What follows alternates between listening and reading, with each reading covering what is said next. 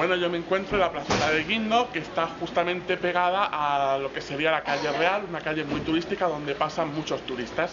Mi parte del trabajo se centraría en los habitantes de la Alhambra durante mediados del siglo XIX hasta bien entrado el siglo XX, casi finales. Hoy en día la gente piensa que la Alhambra es un monumento que no está habitado. Y en parte tienen razón, pero la Alhambra fue habitada por gente sencilla, por gente normal y corriente hasta los años 80. Los habitantes que vivían aquí en la Alhambra en el siglo XX eran en su mayoría trabajadores que trabajaban para el propio monumento y gente dueña de distintos negocios como podía ser las tiendas de souvenir que estaban en auge, tabernas, hoteles y pensiones como el Hotel América que tengo a mis espaldas. Parezca mentira, esto no es una calle de un pueblo, sigue siendo la Alhambra. En estas casas antiguamente vivían las familias que habitaban durante el siglo XX, eran familias totalmente normales y corrientes.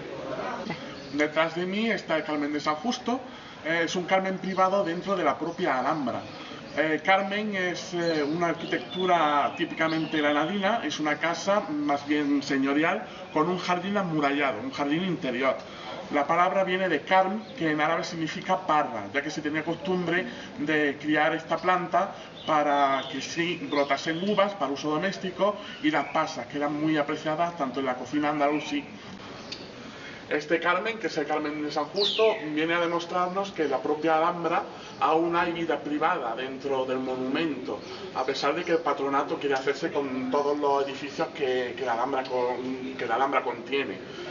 Este Carmen pertenece al arquitecto Ambrosio del Valle.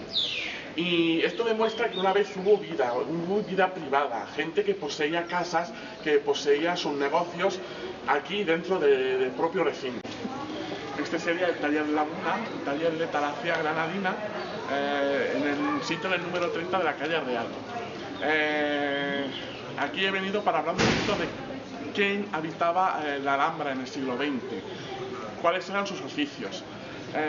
Sobre todo lo habitaban personal de la Alhambra, personal de mantenimiento.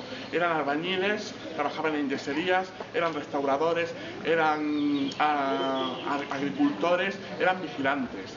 Lo más curioso de estos oficios es que se pasaban de padre a hijo, era hereditario. Los hijos, cuando alcanzaban cierta edad, dejaban la escuela y se metían de aprendices con sus padres para aprender su oficio y después heredarlo.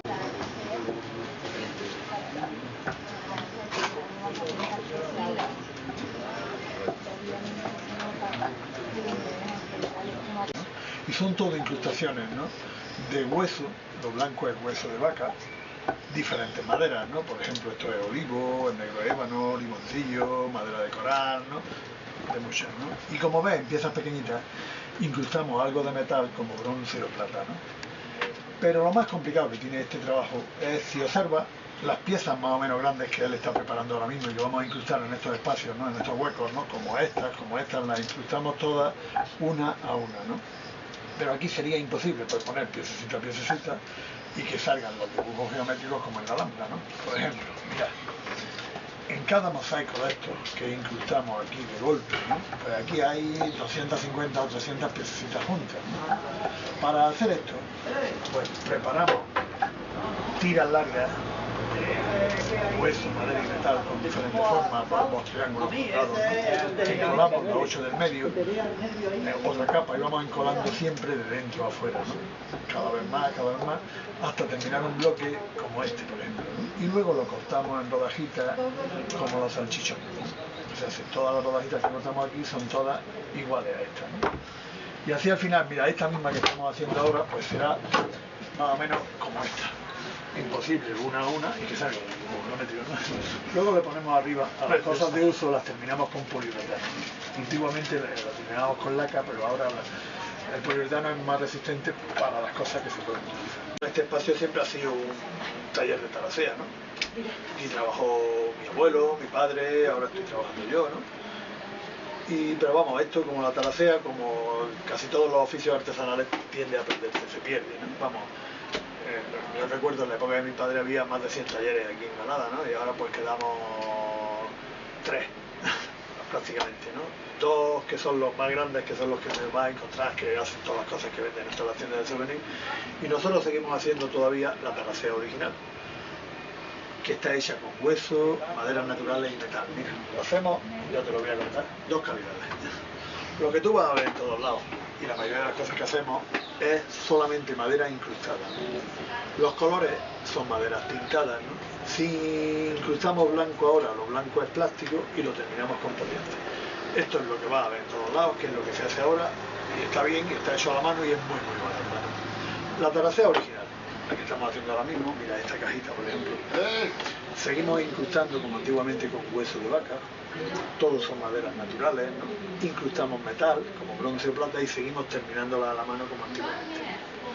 Esto ya, pues, por desgracia no lo hace nadie, nosotros somos 6 y el más joven tiene 40 y tantos años, ¿no? O sea que esto es y no hay aprendices, que es lo malo. Yo estoy buscando a alguien que trabaje ahora con nosotros y no lo encuentro.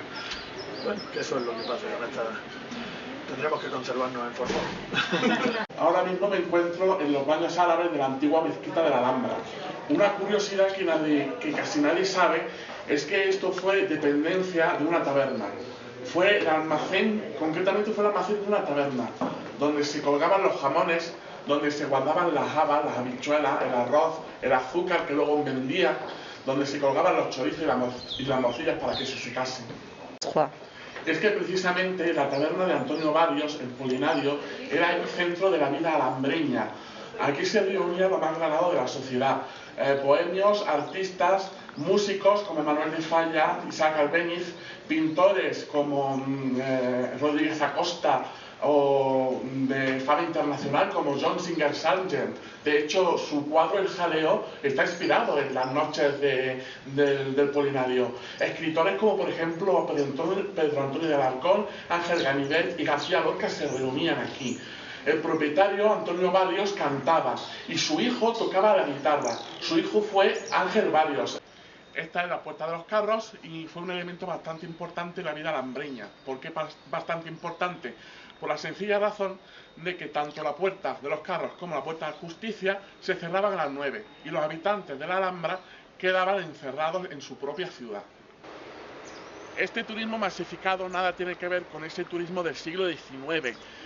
Cuando hoy llegan a la Alhambra miles de visitantes, antes venían al día unos 6, 8, en el mejor de los casos una docena de turistas al día.